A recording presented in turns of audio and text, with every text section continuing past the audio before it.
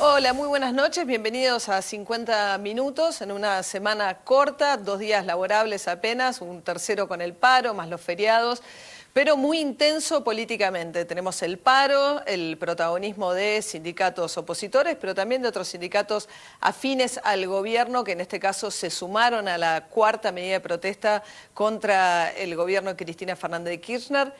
Y también una semana donde irrumpe Máximo Kirchner como potencial candidato. No sabemos todavía a qué cargo se va a estar postulando, pero quedó bastante claro a partir del reportaje que tuvo por Radio Continental con Víctor Hugo Morales de que se va a estar presentando el hijo de la presidenta como candidato en las elecciones de este año. La irrupción tuvo que ver con la atribución que le dio el diario Clarín de la cotitularidad de una cuenta con Nilda Garré en el exterior. El objetivo inicial de la aparición muy inusual de Máximo Kirchner, que no había dado nunca un reportaje, es un hombre muy poderoso que maneja mucho poder junto con su agrupación La Cámpora, pero muy poco conocido en la escena pública. Había tenido aquel acto donde fue el orador central y ahora este reportaje, que empezó para decir lo que quería decir, que era desmentir que tuviese alguna cuenta en el exterior. Escuchemos ese tramo de la nota. Que quede claro que nunca tuve ni tengo una cuenta en el exterior. Nunca, nada, absolutamente nada.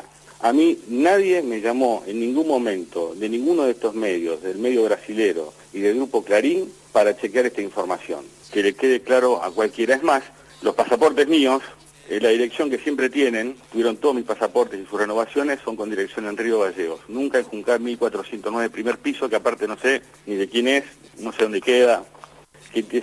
La verdad que es una canallada. Bueno, la revista brasilera a la que alude es la revista Bella, que empezó bajo el testimonio de 2 supuestos venezolanos arrepentidos que habrían contado discusiones en las que Hugo Chávez habría actuado como intermediario entre Argentina e Irán, y a partir de ahí la creación de un fideicomiso con Venezuela, y de ahí saldría esta historia de la cuenta, de la cual lo que tienen por ahora no es lo que quedaría en todo caso es un exhorto a la justicia norteamericana para determinar si esa cuenta existe y quiénes son sus titulares. Yo creo que lo que más lo compromete a Máximo, pero sobre todo a la presidenta de la Nación, que es la funcionaria, es la evolución del patrimonio a lo largo de estos años, que tiene que ver con el alquiler de los hoteles y habiendo comenzado en la presidencia de Kirchner con una docena de propiedades que a lo largo de estos años se transformaron en hoteles de otro valor, y esto se produce con alquileres garantizados por quien terminó siendo el principal contratista de obra pública, la provincia de Santa Cruz, que es Lázaro Báez. Hay documentación que publicó Hugo Alconadamón interna a las empresas de Lázaro, que da cuenta de cómo le pagaba este alquiler, y no está claro que esas habitaciones se hayan ocupado. Esta es toda la causa, además, que está vinculada a Otesur. Máximo Kirchner administra en parte la fortuna familiar, sobre todo a partir de la muerte de Néstor Kirchner, y esa es la causa que tiene Claudio Bonadío, que entiendo que es la causa que en todo caso más datos tiene como para realmente hurgar en la evolución patrimonial de los Kirchner a lo largo de estos años. Pero independientemente de esa causa y de la desmentida contundente que hace de esta otra cuenta Máximo Kirchner, aparece Máximo Kirchner como protagonista y quizás como heredero. No sabemos qué rol va a jugar, tampoco qué rol va a jugar la presidenta. Está con nosotros Mariel Fornoni, encuestadora ella de Management and Fit. Mariel, buenas noches. ¿Qué tal? Buenas noches. ¿Los Kirchner tienen un caudal electoral para transferir? Sí, todavía tienen un caudal electoral, ¿no? Hay un núcleo duro. Nosotros hemos preguntado hace poco, en los últimos meses, si volverían a elegir a la presidenta como candidata, y la verdad que el 70% de la gente, el 60% en los últimos meses decía que no. Pero evidentemente todavía tiene un nivel de aceptación y de aprobación de gestión que no es menor, ¿no? Hoy ronda el 35%. Escuchemos a ver cómo respondía Máximo Kirchner cuando le preguntaban si va a ser candidato, también en el reportaje con Víctor Hugo Morales.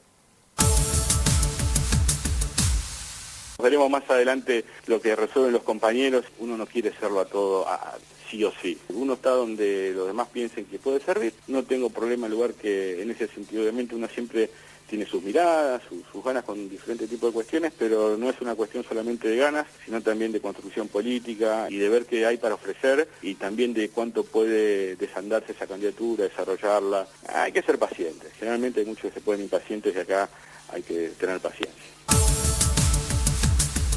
Bueno, es probable que sea candidato a diputado en la provincia de Santa Cruz, es una de las posibilidades. También fue una semana, como decíamos, de paro nacional, un paro muy fuerte el día martes. Escuchemos la evaluación que hacían los protagonistas, quienes habían convocado al paro nacional. Hugo Moyano, titular de la CGT opositora, entre otros. No queremos hablar de porcentaje, no queremos hablar de nada, lo único que queremos decir es que el paro fue contundente.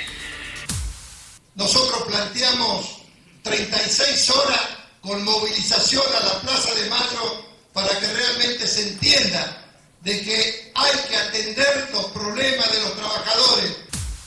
A los que quieren trabajar no le vamos a garantizar nosotros el medio de transporte, que se lo garantice por su cuenta. La presidenta dijo que de haber habido transporte, el 90% de los trabajadores hubiesen ido a cumplir sus tareas habituales. Y con relación a ganancias, uno de los principales reclamos que llevaba este paro, la presidenta en cadena nacional, el mismo día del paro, esto respondía. Si no hubiera habido huelga de transporte, como lo que realmente fue una huelga de transporte, no hubiera habido paro general. Lo sabemos todos. Entonces hacen un paro porque tal vez tengan que dar un poquito de su sueldo para otros compañeros, para otros jubilados, para hacer agua potable.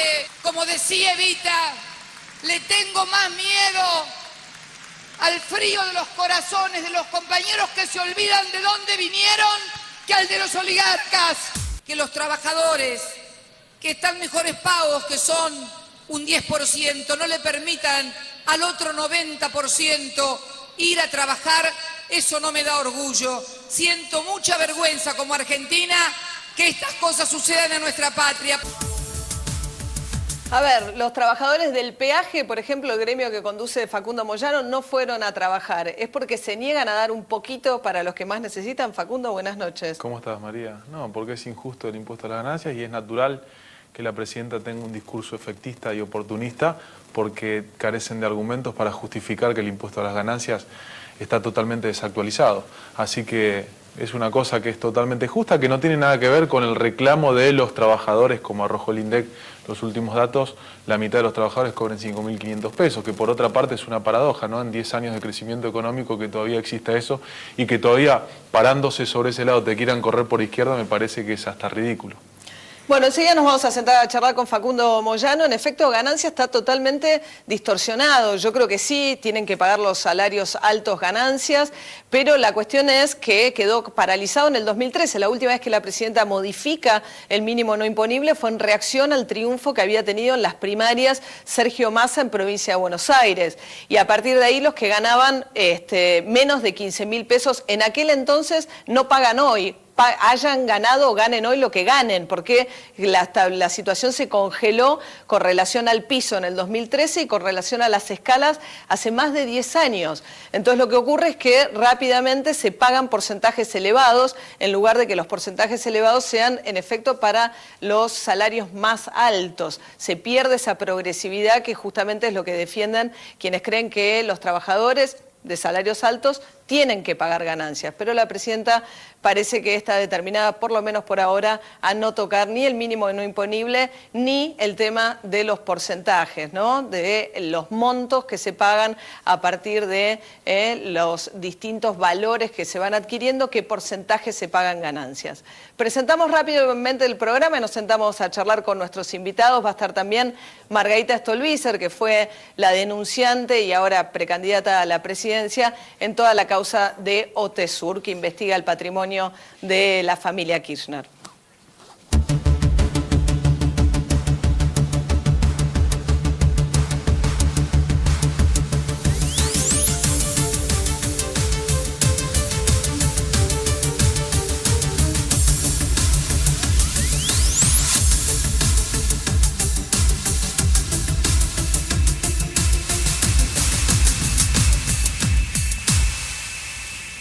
Bueno, Facundo Moyano nos decía tema ganancias. Entonces, ¿un empleado de peaje gana más de 15.000 pesos? Sí, hay muchos que sí. No. Hay muchos que ganan por encima de 15.000 pesos. Pero ¿qué porcentaje? Una de las críticas que hacían también desde el gobierno era colectivo, digamos, el gremio clave era la UTA. Habiendo parado la Unión de Transporte, se paralizó la posibilidad, digamos, nadie tenía cómo llegar a trabajar si es que aún sí quería hacerlo. Pero la cuestión es, ¿cuántos colectiveros pagan ganancias? El gobierno decía casi ninguno. Desde la UTA decían que sí, que la mayoría de los colectiveros, los choferes colectivos pagan ganancias. Camioneros seguro que sí. En el caso de los empleados de peaje, ¿paga una mayoría o paga una minoría? No, paga un 60% de los trabajadores de peaje. 60%. Pero la cuestión también, a discutir, porque si vamos al punto de los porcentajes, que es a donde quiere llevar el gobierno la discusión, seguramente se va a distorsionar. La cuestión es la siguiente, vos recién decías que hace 10 años no se actualizaban las escalas. Bueno, esto lo que genera es que el impuesto sea regresivo, a los efectos de que el mínimo no imponible sube por la inflación. O sea, los salarios acompañan la inflación, en los últimos años se están perdiendo contra la inflación en la discusión paritaria, y lo que pasa es que los trabajadores que ya están comprendidos dentro de este gravamen se van sumando a las categorías superiores. Entonces, ¿qué pasó con esto? El peso tributario sobre la cuarta categoría se multiplicó del 2006 a la fecha 11 veces. El peso tributario sobre las empresas se multiplicó 6,7 veces. Entonces, hay un gran peso sobre la carga tributaria en la cuarta categoría en los trabajadores, que, por otra parte, de 2006 a 2014 se duplicó en la incidencia en el PBI, del 1,23 al 2,59. Entonces, lo que estamos discutiendo es eso, que por otra parte... ¿Cuánto recae sobre el asalariado que está en la cuarta categoría? Porque el tema es, ahora pagan menos cantidad. Hubo momentos antes de 2013... Un dato muy interesante de Juan Pablo Barsky, que lo escuchaba ayer, que el 70% de los que está alcanzado por el impuesto a las ganancias está entre las dos categorías superiores, entre el 27 y el 35%. Entonces, lo que estamos diciendo, está bien, o sea, son los que más ganan. Después está lo discutible, ¿no? ¿Qué es un alto ingreso? 15.000 pesos en bruto es un alto ingreso, tiene que tributar ganancias. En un año donde los trabajadores perdieron contra la inflación, según el CIFRA, consultora oficialista, 36,8% de inflación, 5% de ajuste salarial mediante la inflación. Los bancos la juntaron en pala. Las empresas, las principales firmas, ganaron 8% sobre venta. Digo, entonces, en ese contexto, el trabajador pierde con la inflación y pierde con el impuesto a las ganancias. El tipo que está comprendido dentro de la cuarta categoría, dentro del impuesto a las ganancias, pierde por dos lados. ¿Es justo eso? Eso es lo que hay que discutir. Después lo otro, lo de los trabajadores que cobran 5.500 pesos, que son la mitad de los trabajadores, es otra discusión, y también el paro fue por eso, pero de eso no se puede esperar una respuesta inmediata. No es una medida de gobierno, son varias medidas de gobierno y es un cambio de política de gobierno.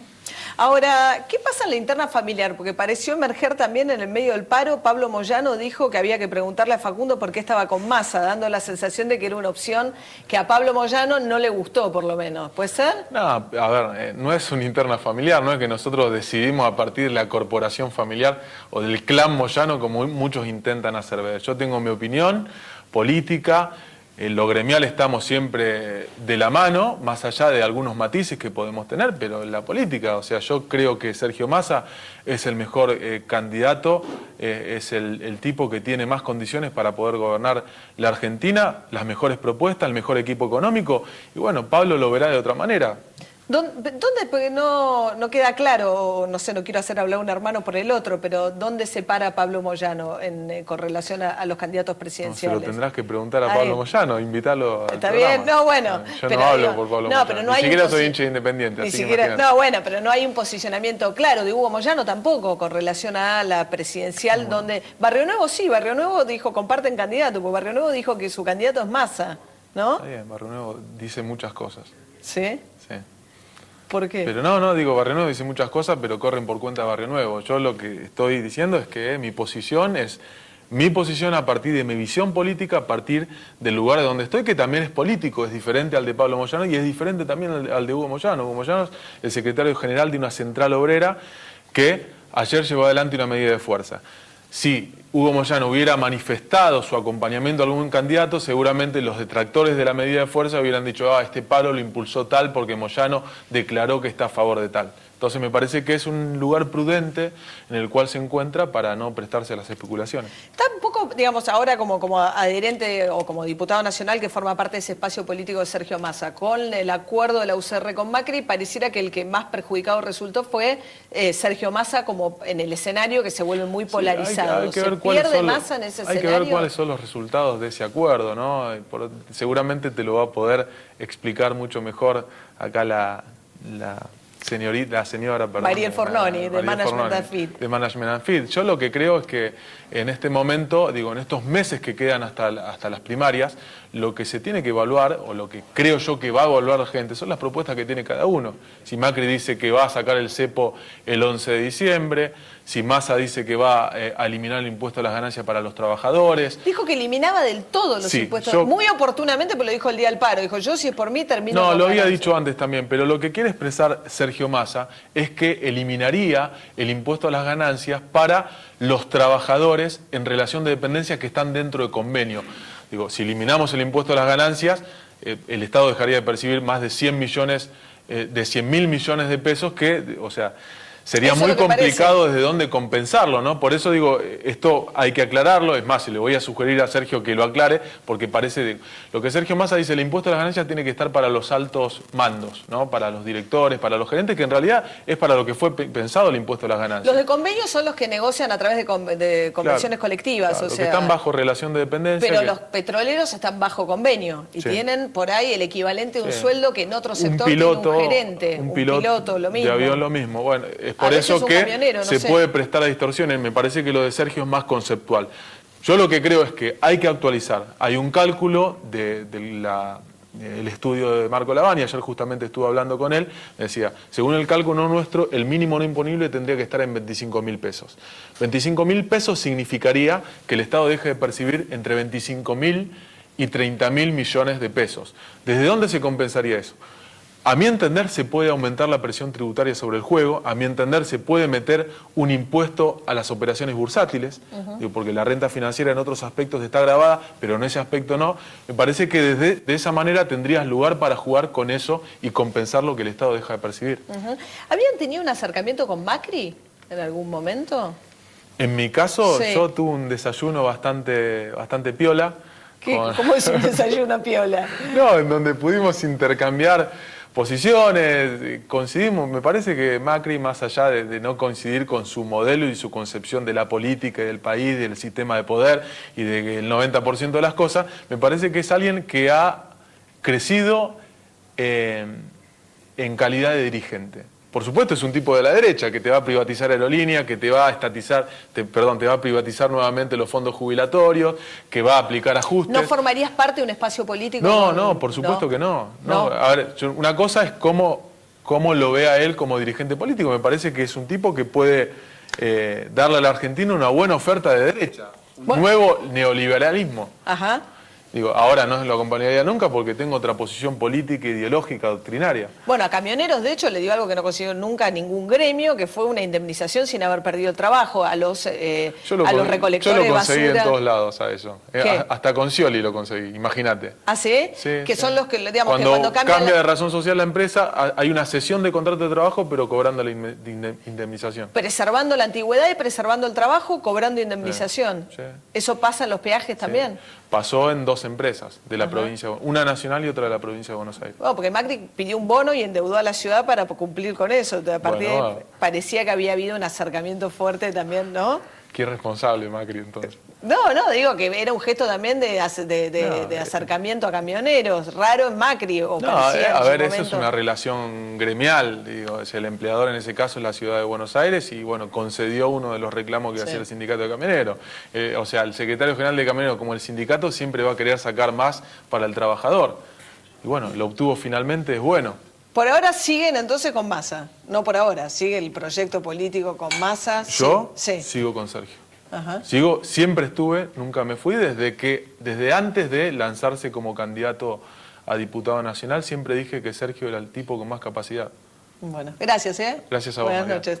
Quédense ahí, ya vamos a evaluar un poco este nuevo escenario con Mariel Fornoni, viendo las fuerzas del kirchnerismo, Máximo y también las internas que ya se acercan en Ciudad de Buenos Aires, son el 26 de abril. Ya venimos.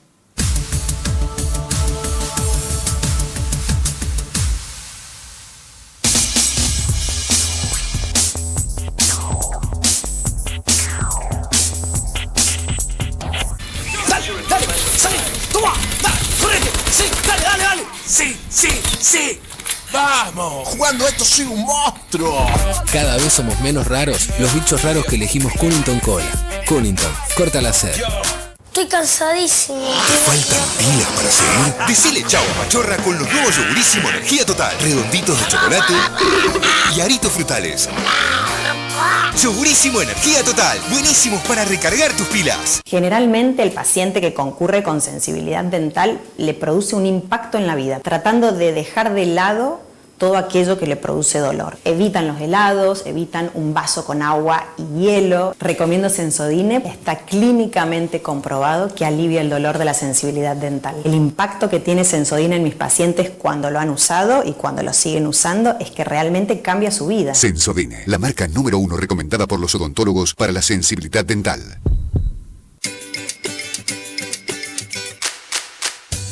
En estas Pascuas, vea y venga a disfrutar nuestros precios.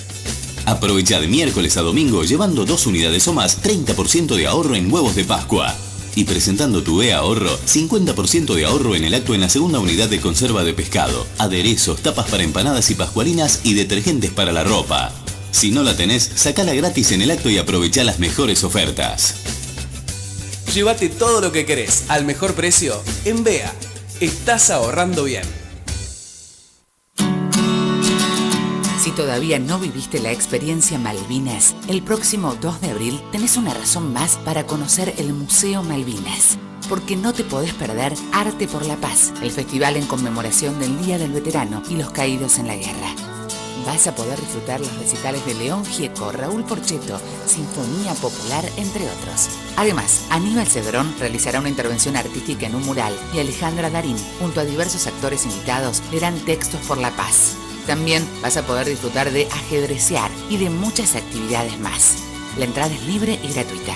2 de abril, de 17 a 22 horas. Avenida del Libertador, 8151, Ciudad Autónoma de Buenos Aires. Espacio Memoria y Derechos Humanos.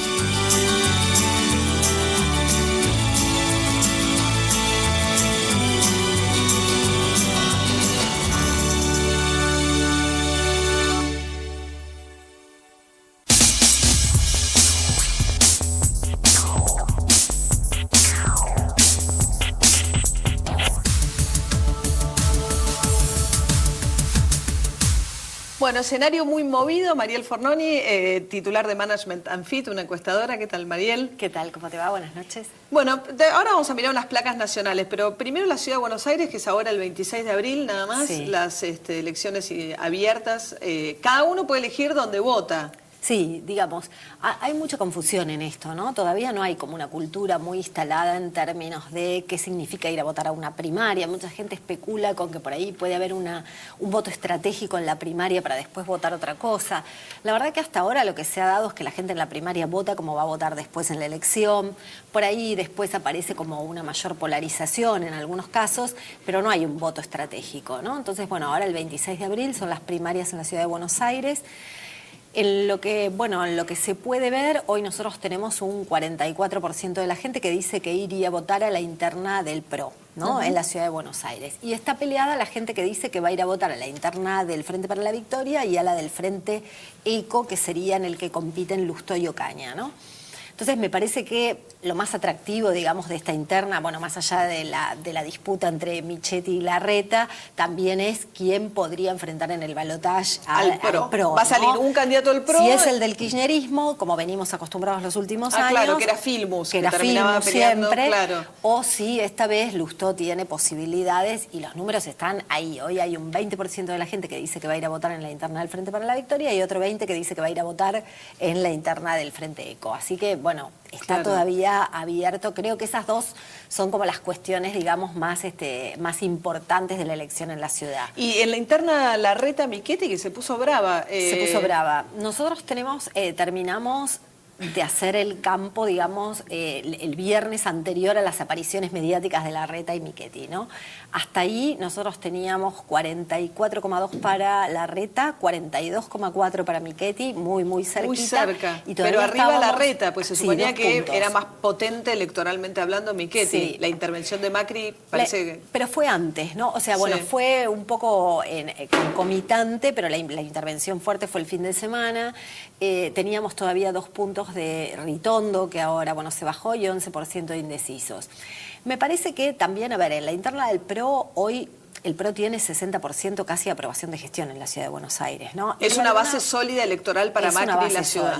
Es una base sólida, pero además, evidentemente también la gente que hoy dice que va a votar en la interna del PRO se apoya mucho en la gestión de la Ciudad de Buenos Aires. Bueno, entonces, que sea Larreta y que de alguna manera Macri acompañe a Larreta promoviendo la gestión, lo ayuda, más allá de que Michetti tiene mejor imagen, o sea, en imagen positiva está mejor Michetti que Larreta, pero bueno, esto no hay que olvidarse que es una elección ejecutiva. Entonces, en las elecciones legislativas la gente se da ciertos gustos, de votar a alguien porque le gusta o de votar a alguien porque quiere que esté en algún lugar, pero en las elecciones ejecutivas, ¿sabés qué es? ¿Quién se ocupa de, bueno, en la elección nacional, cuidarte el trabajo, el bolsillo, en la elección en los distintos distritos, en los municipios o en las provincias?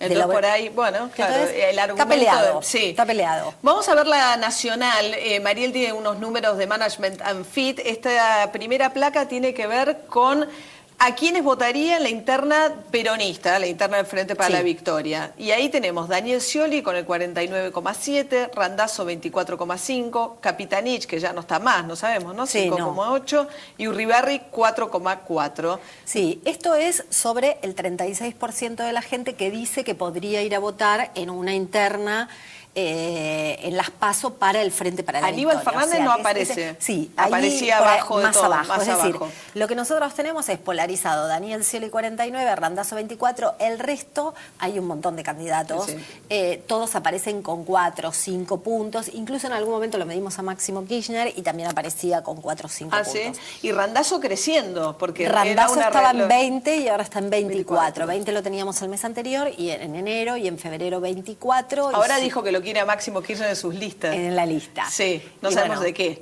Sí, es como que también aparece, bueno, en estos días, ¿no? Como que todo el mundo está inflando a Máximo Kirchner de candidato. Vamos a ver qué pasa. Bueno, vamos a ver la interna del PRO con la Unión Cívica Radical, que tampoco arroja grandes sorpresas, pues daría la sensación de que a esa interna el candidato más potente que llega es Mauricio Macri. Sí, tal vez lo interesante es esto, ¿no? Ver que hoy hay un 32% de la gente que dice que iría a votar en esta interna y un 36% que dice que iría a votar en la interna del Frente para la Victoria. 68 para Macri, 20 para Ernesto Sanz, 7 para Lilita. Es difícil, es una situación, es un escenario que se ve medio consolidado, ¿no? Sí, esta es una... Digamos, ambos, todavía más que el anterior, porque el anterior falta ver qué decide Cristina, ¿no? Y entonces, bueno, todavía genera como mucha incertidumbre ver si va a haber un apoyo oficial, si va a haber un dedo, si va a haber un dedo, si aparece un Kirchner, si va a haber una proscripción o no. Esta es como más, más clara. Y bueno, y evidentemente Mauricio Macri está bien posicionado. Está bien posicionado. Sí. Y miremos una general de Management and Fit, intención de voto a presidente. Esta le da un punto arriba a Daniel Scioli respecto de Mauricio Macri, prácticamente un punto, ¿no? Casi 30 y Massa con menos del 15%, cayendo Massa en este escenario. A ver, nosotros tenemos hoy muy parejo el primer lugar. El mes anterior había estado Macri primero, también con 2 puntos por encima. Ahora este mes volvió a crecer Scioli. Massa lo teníamos en 18 puntos los últimos 3 meses, entre 17 y 18 puntos. Cae un poco este mes, tal vez producto de este nuevo acuerdo, digamos, Macri, radicalismo, coalición cívica, que empieza como a polarizar un poco.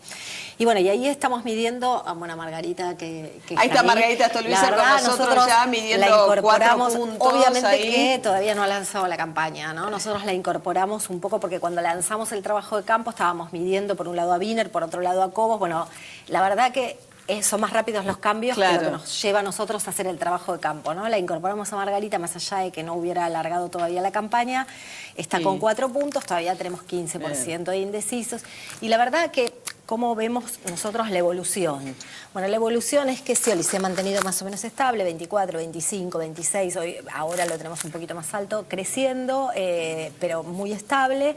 Macri, que es el que ha venido creciendo poco a poco, pero ¿En es el detrimento de Massa? Yo diría que en principio de UNE, ¿no? En principio se llevó mucho de ese voto de UNE. Hoy estamos midiendo a Margarita con 4 puntos y en algún momento, cuando arrancamos las mediciones, UNE estaba arriba de Macri. Claro. Estaban 13, 12 puntos, ¿no? Pero bueno, ese fue el voto principal y después un voto de Massa que, bueno, que también ha venido perdiendo. y de alguna manera termina siendo un plebiscito entre cambio y continuidad, y en esa polarización la gente lo elige a Macri más como que a cambio, Massa, es más clara, más nítida. Es más claro, ¿no? Genera menos conflicto.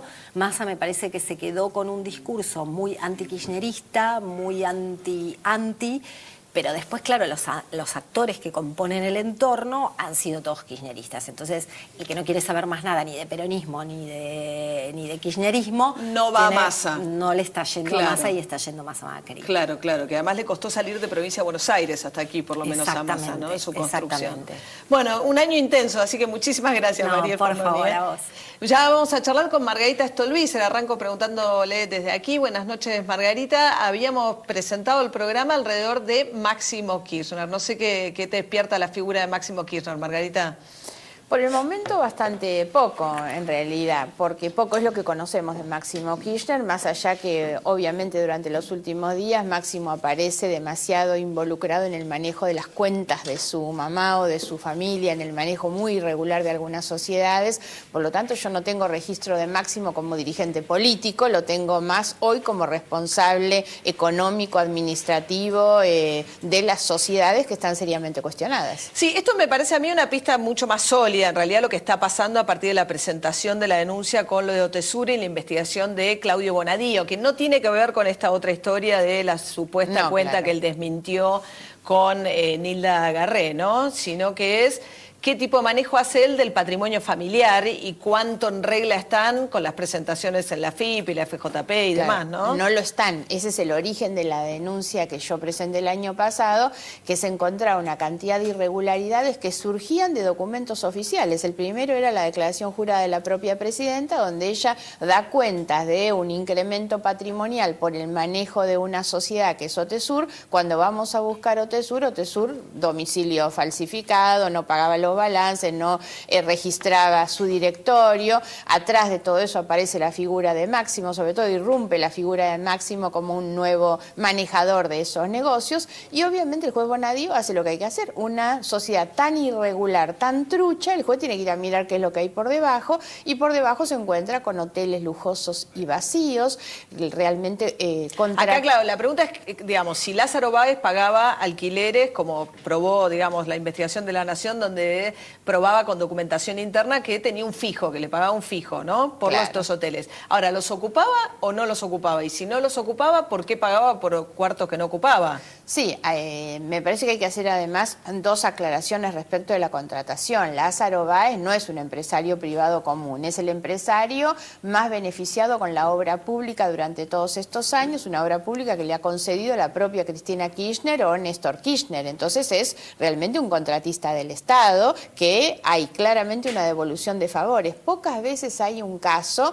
de compensación, digamos, tan directa, tan explícita como la que tenemos en el caso de los hoteles. La otra cuestión, tal vez hasta más grave, es la contratación que Aerolíneas Argentinas, una empresa del Estado, le paga a la jefa del Estado por contratar sobre sus hoteles. Bueno, atrás de todos estos manejos muy irregulares, que al juez Bonadío, entiendo también, lo ha llevado a la investigación de lavado de dinero. ¿Por qué razón? Bueno, porque Lázaro Báez es un empresario que está siendo investigado por lavado en Estados Unidos, en Suiza y en Uruguay, además de Argentina. Si no pagás, si pagás por cuartos que no ocupás, claro, ¿cuál es el movimiento? Digamos, hay que probar si se ocuparon o no esos cuartos. El uso de hoteles de lujo y vacíos es una práctica de manual en cualquier parte del mundo, como son los casinos, para lavar plata, por ejemplo. Yo creo que ahí está la pista de la causa judicial que realmente inquieta a la familia presidencial, que no es esta otra causa en la que recién hay una denuncia, que digamos es una fuente bancaria que dice haber visto que aparentemente,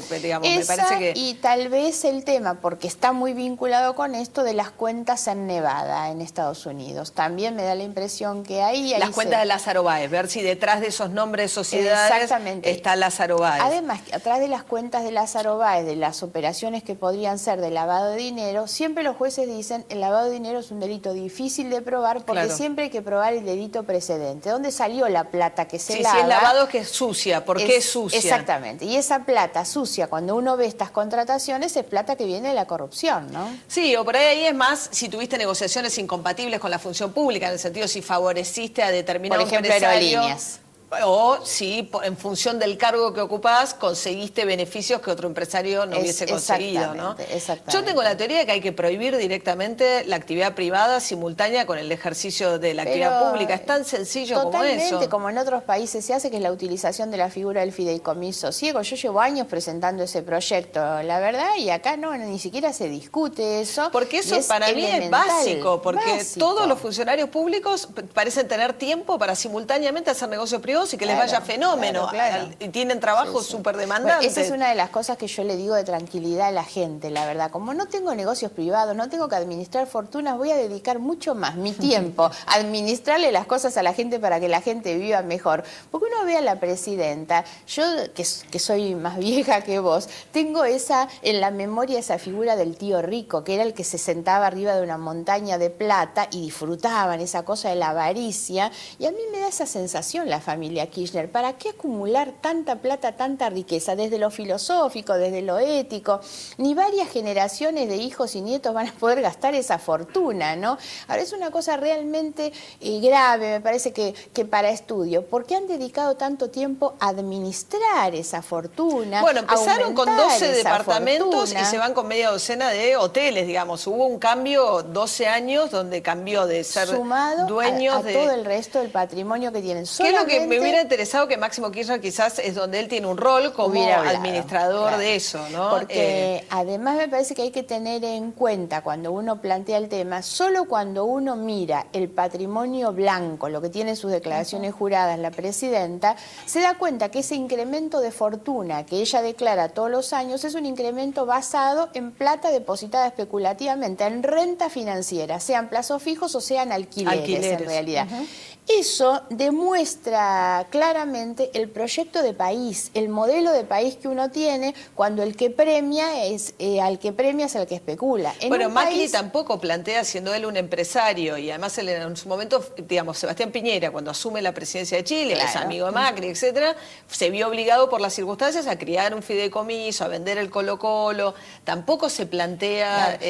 Pero además lo que nosotros estamos planteando es que es necesario discutir seriamente en profundidad una reforma de nuestro sistema impositivo, porque la presidenta se para frente al micrófono. Yo las cosas que he escuchado esta semana... Con el tema de ganancias, el egoísmo de la cuarta categoría. Ella se para y le recomienda a los trabajadores que sean solidarios con los más pobres desde una fortuna imposible de justificar, Pero además porque pasa que, suponiendo que estuviese, digamos, que lo tiene justificado, paga mucho menos un empresario a través de la sociedad de lo que paga un asalariado en porcentaje. 12 años este país, nada hicieron para modificar nuestro sistema de impuestos que castiga al que produce y al que consume. Tenemos una gran porción de la masa que se recauda basada en impuestos que gravan la producción y el consumo, el IVA que pagan igual los ricos y los pobres. La verdad, así se sostiene después el Estado. Después hablan de distribución. Primero hay que ver de qué manera o con qué justicia en el esfuerzo se conforma la masa de recursos que después se reparte, ¿no? Ahora, Margarita, hablando ya un poco de la candidatura, con lo que está pasando, Mariel Fornoni contaba un poco que hace unos meses nada más, UNEN aparecía en intención de votos, incluso por arriba que Mauricio Macri.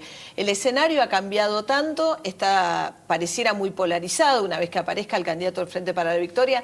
¿Hay lugar para una opción por afuera, lo que es Macri y lo que venga al Frente para la Victoria? A ver, dos cuestiones. Primero, la hay sin ninguna duda, porque hoy Macri, Massa, Scioli representan exactamente lo mismo y por lo tanto hay un nicho vacante entre ellos y Altamira enorme, y es una vacancia que nosotros vamos a ocupar desde lo discursivo, de la expresión de una sociedad progresista que realmente está reclamando hoy las dos cuestiones que no figuran en la agenda de esos tres candidatos, que son igualdad y decencia. Esos son nuestros pilares, de esas cosas no habla ninguno de ellos tres, y yo creo que es necesario ocupar esa vacancia en realidad, y nosotros lo vamos a hacer. Entonces no tengo duda que hay espacio. Ahora, hay otras cuestiones. A mí hay veces que me dicen, bueno, pero estos tienen todo y los recursos. Bueno, yo voy a hacer de lo que para algunos es una debilidad, un valor. Yo digo, ¿a quién nos ha vendido? A nosotros los argentinos, que tenemos que estar gobernados por muchachos que se han beneficiado con el Estado durante toda su vida, que han nacido en cunas de oro, que la verdad, mientras que yo me he preparado, he estudiado y he andado por todo el conurbano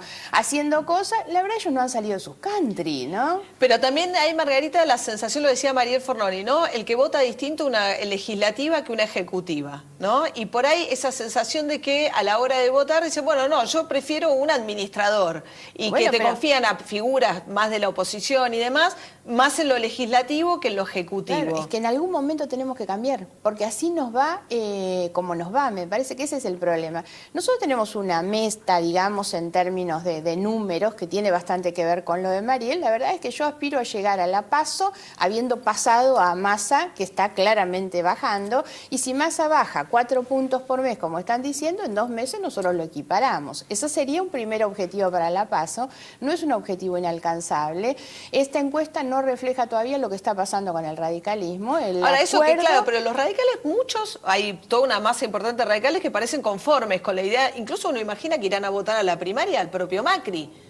¿A quién van a votar? Ese es uno de los temas, porque fíjate la fantasía que plantea una interna Macri-Sanz, cuando los mismos que acompañaron a Sanz a apoyar ese acuerdo con Macri, lo hicieron porque Macri mide más de 20 puntos, sí, claro. Si no lo hubiera apoyado. Entonces ninguno de ellos va a acompañar a Sanz. Entonces yo creo que eso va a ir produciendo un drenaje necesariamente del radicalismo que no está contemplado todavía, y el radicalismo es un partido de principios, un partido de base progresista, que no puede estar acompañando un acuerdo donde el pragmatismo demuestra que las conveniencias están por sobre las convicciones, ¿no? Ahora, ¿por qué se bajó Wiener tan silenciosamente? Fue raro, porque Margarita es un poco heredera de ese espacio que lideraba Wiener como candidato a la presidencia.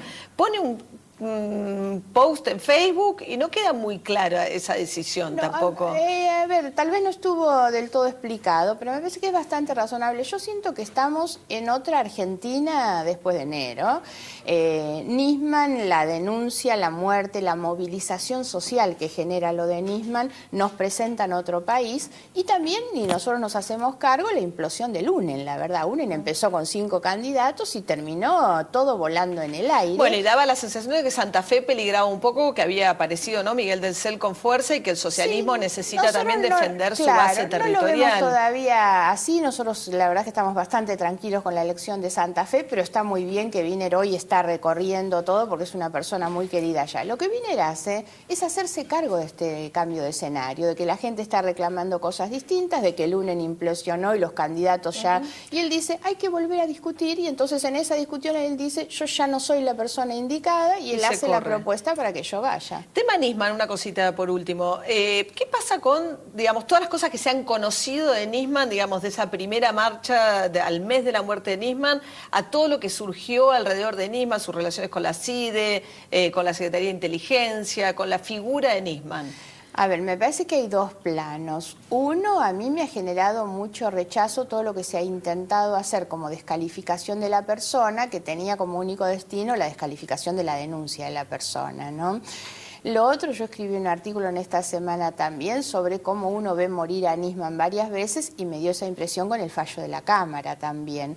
Lo escuché el otro día al fiscal general decir, nosotros en la justicia hasta una denuncia anónima tenemos que investigar. No puede ser que con la cantidad de elementos que había por detrás de esa denuncia... ¿Te pareció una denuncia llena de elementos? Llena de elementos para investigar. Abrir una investigación nunca significa condenar, decir es delito, decir estos son. Lo que amerita es que se abra. Hasta una denuncia anónima, dice el fiscal, hay que abrir e investigar. Acá la discusión que se planteó por la Cámara era si había o no principio de ejecución en el plan criminal que él había denunciado. La verdad, uno no puede decir no hay principio de ejecución si no habría un principio de investigación. Lo mínimo que se debía hacer, porque las escuchas son reales. Las escuchas nadie las negó, son reales. Sí. Y además... el tema es si prueban encubrimientos, si al haber sido un tratado que firma y sanciona el Congreso Nacional, eso no es... Lo que está claro es que ese tratado, ese acuerdo, tuvo una cantidad de negociaciones públicas y secretas previas que terminaron con la firma del acuerdo,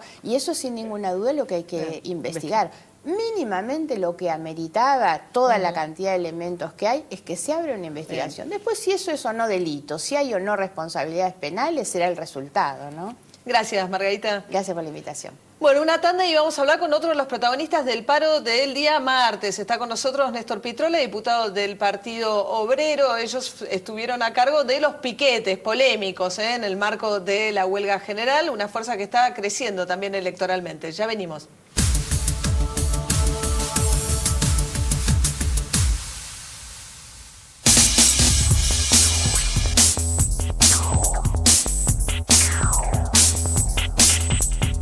La articulación de la rodilla puede realizar 3 movimientos diferentes: la flexión, la extensión y el más popular de todos, el meneadito.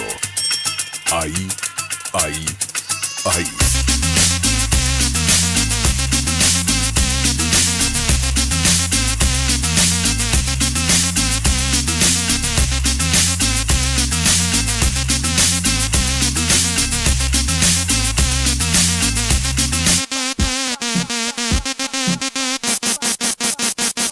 ¿Tienes un esqueleto? Movelo. Frise es la felicidad. Nivea Invisible Black and White protege todos los colores de tu ropa y cuida lo más importante, tu piel. Antitranspirante Nivea Invisible Black and White no deja manchas blancas, reduce manchas amarillas. 48 horas de protección y cuidado para tu piel y tu ropa. De Nivea. Solicitamos la colaboración de la ciudadanía a todas aquellas personas que el día 19 de octubre de 2014 hubieran viajado en el tren 3064 de la línea Belgrano Norte a las 17:15 y hayan visto y presenciado la caída de una persona de sexo masculino que viajaba en el interior de esa formación, aparentemente colgado de la puerta entre las estaciones Aristóbulo del Valle y Scalabrini Ortiz. Favor dirigirse a la brevedad al Juzgado Nacional en lo Criminal y Correccional Federal número 5, Secretaría número 9, situado en Comodoro Pi 2002, tercer piso, Ciudad de Buenos Aires.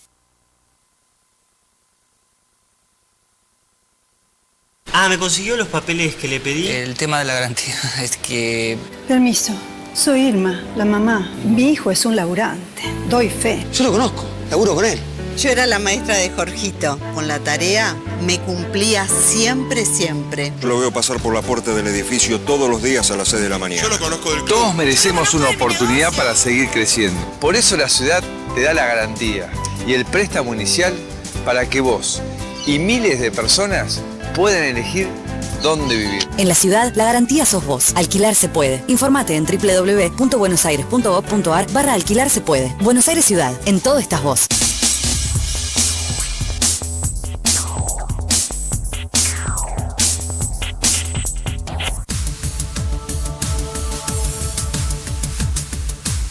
Bueno, Néstor Pitrola, diputado nacional del Partido Obrero, primer diputado nacional del Partido Obrero, ¿no?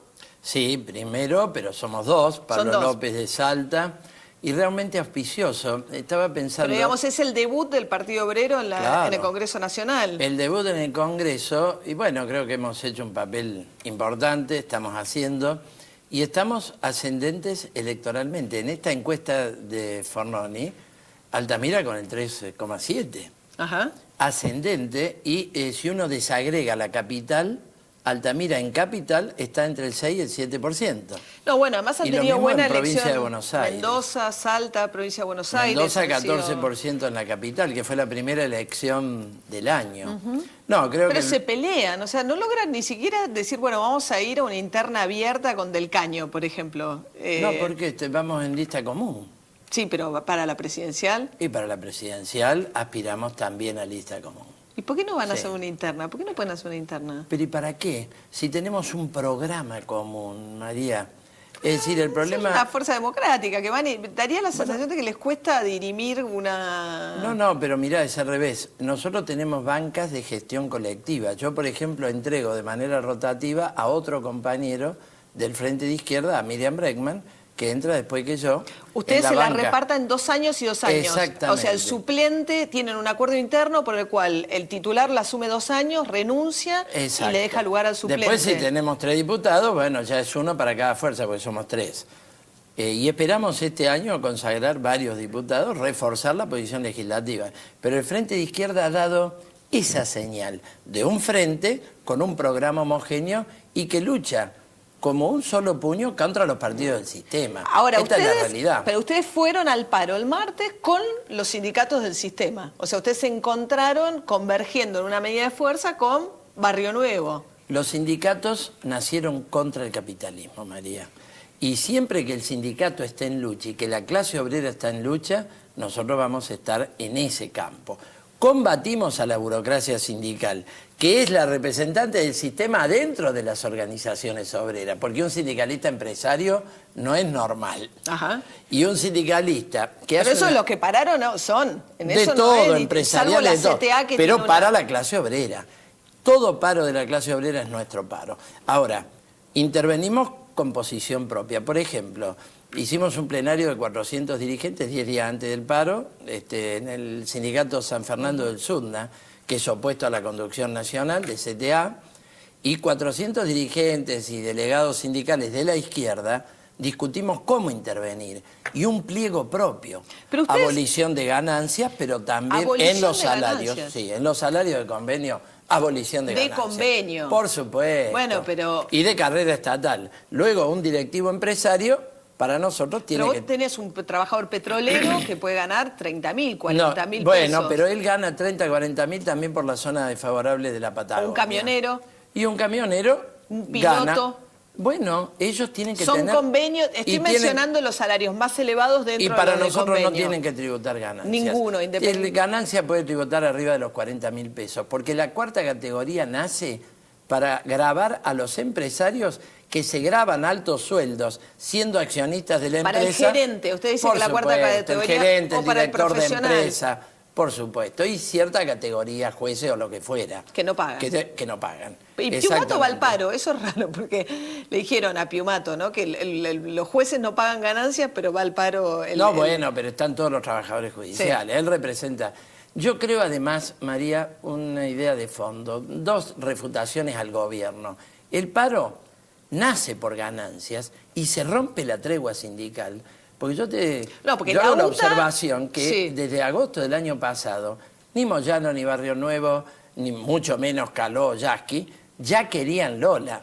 Pasaban hasta el 2011 a discutir con el próximo gobierno. Era la tregua de la gobernabilidad. Articulaban con Massa, con Macri, que no quieren paros. Son contrarios a los paros de la clase obrera, que dice me marca la cancha al próximo gobierno. Este paro estuvo fuera de libreto. Y fue un paro que nace por la contradicción de ganancias, porque determinados gremios van a discutir... La UTA, porque la UTA, que es parte de la CGT oficialista, el gremio del transporte, tiene el poder y fraternales, que el 80% de los fraternales están abarcados por ganancias. Los que manejan los trenes. Exacto, ahí se rompe la tregua. Pero ¿qué pasa? Bueno, para que pare toda la clase obrera como paró, es porque hay otros problemas. El salario que ha perdido frente a la inflación. Bueno, pero también es incomprobable cuántos pararon, porque si para el transporte y hay piquetes de ingreso a la capital, es muy difícil establecer la adhesión al paro o la imposibilidad de llegar al puesto de trabajo. Yo ahí te voy a dar varios datos. FATE, que es de un gremio que no para, que por asamblea resolvió parar. Y lo mismo pasó en otra fábrica de neumáticos. El subte, de un gremio que no para, que por asamblea resolvió parar. Y no, pero eran dos líneas que... No eran dos líneas, eran las 6. Fue una información que yo desmentí el día antes y después pararon las 6. Pero te doy otra más fuerte. ¿Por qué Caló dio libertad de acción? ¿Dio libertad? No, se cayó la boca. No, sí, dijo por abajo libertad. Ah, dijo por abajo, ¿Por está qué? bien. ¿Por qué? Porque una semana antes, todos los metalúrgicos de la Patagonia, con Aluar a la cabeza, habían resuelto parar. Pero lo mismo pasó la Patagonia en Villa... paga ganancias, los metalúrgicos, los metalúrgicos... Por supuesto. Asindar de Villa Constitución resolvió parar. Y ya después se extendió San Miguel, las seccionales del norte, la siderúrgica de Siderca.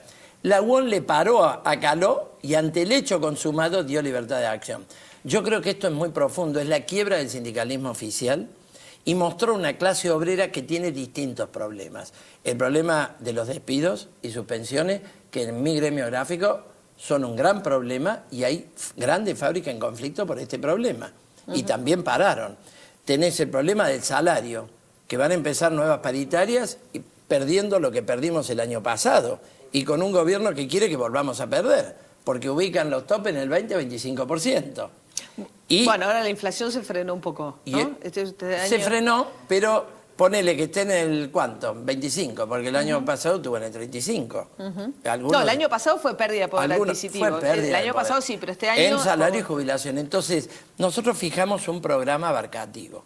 paritarias que compensen la inflación, abolición de ganancias del salario de convenio, Ahora, la presidenta dijo pase antes a no hab- planta permanente de los precarizados, otro gran La problema. presidenta dijo antes no había ni paritaria, se olvidan que antes no había ni paritaria. Bueno, pero también bajo la dictadura nos mataban. ¿Qué quiere decir eso?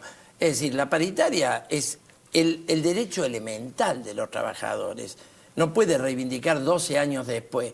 Cuando nos deja un país con un promedio salarial de 6.500, con la mitad ganando... La mitad de los asalariados ganan menos de 5.500. Cifra del INDEC. Y del INDEC. Y según el INDEC, con el 34,6 en negro. Sí. Después de 12 años no me podés venir a decir, y tienen paritaria. Bueno, pero mirá cómo nos dejase el país en el movimiento obrero después de 12 años. Y el Frente de Izquierda, esta agenda del movimiento obrero la toma como propia. Es la única fuerza política que reivindica el paro como tal y la agenda que el movimiento obrero ha puesto en la situación política con el paro. Última pregunta. ¿Ustedes votaron a favor algo en el Congreso? Por supuesto, ¿Qué por votaron? ejemplo, la ley de indemnización a YPF, que fue al Senado, la durmió Aníbal Fernández y ahora volvió y aparentemente ya va a ser... son 36.000 trabajadores que perdieron la propiedad participada. Con la transferencia... Con la privatización de los 90. Y tenemos varias otras leyes. Esa es la ley que votaron. Esa es una ley que propuso el Partido Obrero con la coordinadora de ex-YPFiano y pudimos aprobarla. Y de las demás que no eran propias. Y después propias... pequeñas, sí, hay varias de Recalde que son mejoras pequeñas a los trabajadores que la hemos votado favorable. ¿Todo lo más no? Por supuesto. Bien. Pero no votamos esta reestatización trucha, que es una reprivatización... No, de YPF tampoco, pero no estábamos en el... Lo que votamos en contra la de fue los trenes. La de los trenes, que el macrismo mismo la va a votar favorable y dice, lo que no sé por qué no se llama ley de reprivatización, porque abre a nuevos actores privados del ferrocarril. Esta ha sido la agenda del kirchnerismo de la última etapa, María. Pagarle la indemnización a Repsol, retomar la deuda con el Club de París, el pacto secreto con Chevron y ahora reprivatizar los ferrocarriles. Muchas gracias por haber estado acá esta noche. No, gracias a vos. Quédense ahí que nos queda una última tanda y volvemos.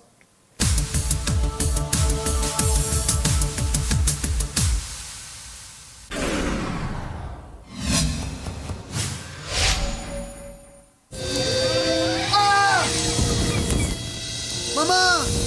Te puede pasar. Asegura tus instrumentos musicales contra robo y todo riesgo. Acércate a Provincia Seguros, una empresa del Grupo Provincia. Buenos Aires, activa como nunca. Gobernación Daniel Scioli. Al cumplir 18 años, miles de jóvenes sin familia pueden quedarse en la calle. Sumate a Doncel y ayudarlos a tener un futuro, porque crecer no tiene que ser una amenaza. Crecer es brindar oportunidades. Crecer es motivar el desarrollo de la gente. Crecer es promover la cultura y el deporte. Queremos seguir creciendo junto a vos. Banco Ciudad. Te quiere ver crecer. 0822-20400. bancociudad.com.ar.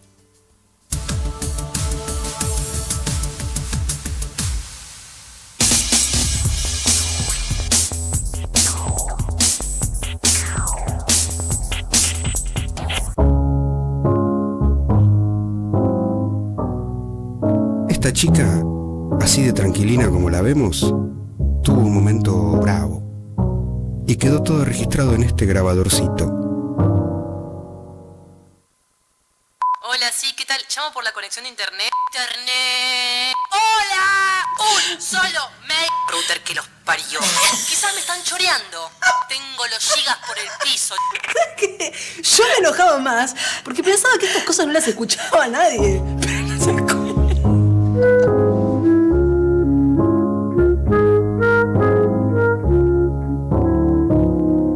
Llega una revolución para cuidar tu cuerpo. Nuevo Ser Joyful. Un yogur para calmar tu hambre con doble proteína. Joyful. Con irresistibles trozos de fruta. Joyful. Y menos de 99 calorías. Nunca viste algo así. Nuevo Ser Joyful. Calma tu hambre. Joyful. Una revolución de tu ser. Hoy arrancó yoga, livianito. Desayunando sí, yoga no, sumo sí. Si desayunas pesado, arrancás el día pesado. Casa Creme Light tiene un 70% menos de grasas. Casa Creme Light, desayunos más ricos y livianos. En tu próximo desayuno, probá el nuevo Mantecrem. Todo el sabor a manteca con 70% menos de grasas. Si todavía no viviste la experiencia Malvinas, el próximo 2 de abril tenés una razón más para conocer el Museo Malvinas. Porque no te podés perder Arte por la Paz, el festival en conmemoración del Día del Veterano y los caídos en la guerra. Vas a poder disfrutar los recitales de León Gieco, Raúl Porchetto, Sinfonía Popular, entre otros. Además, Aníbal Cedrón realizará una intervención artística en un mural y Alejandra Darín, junto a diversos actores invitados, leerán textos por la paz. También vas a poder disfrutar de ajedrecear y de muchas actividades más. La entrada es libre y gratuita. 2 de abril, de 17 a 22 horas. Avenida del Libertador, 8151. Ciudad Autónoma de Buenos Aires. Espacio Memoria y Derechos Humanos.